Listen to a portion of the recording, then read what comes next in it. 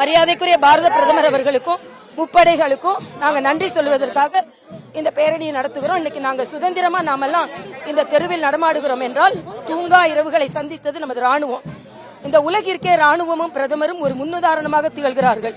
எப்படி பொதுமக்களை உயிர் பலி வாங்காமல் தீவிரவாதிகளை மட்டும் பலி வாங்க முடியும் என்பது அதற்கு நன்றி தெரிவித்துக் கொள்கிறோம்.